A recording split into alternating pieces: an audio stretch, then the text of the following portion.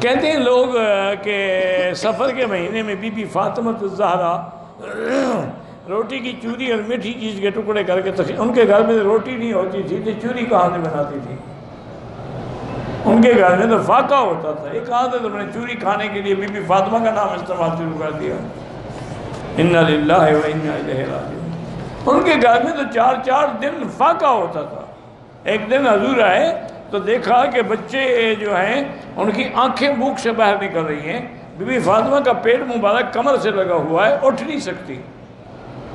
یہ کیا بات ہے؟ یا رسول اللہ اتنے دن سے فاقہ ہے۔ تو ہم نے کہا اچھا اللہ سے مدد مانگو۔ حضور واپس گئے تو اللہ نے ایسا کرم فرمایا کہ جنت کا کھانے پہنچ گئے۔ وہ چوریاں نہیں بناتے تھے جناب، یہ چوریاں وہی بناتے ہیں جو چوری کرتے ہیں۔ چوری اور چور برابر ہے نا؟ شریف آدمی کا کیا کام چوریاں بنائے؟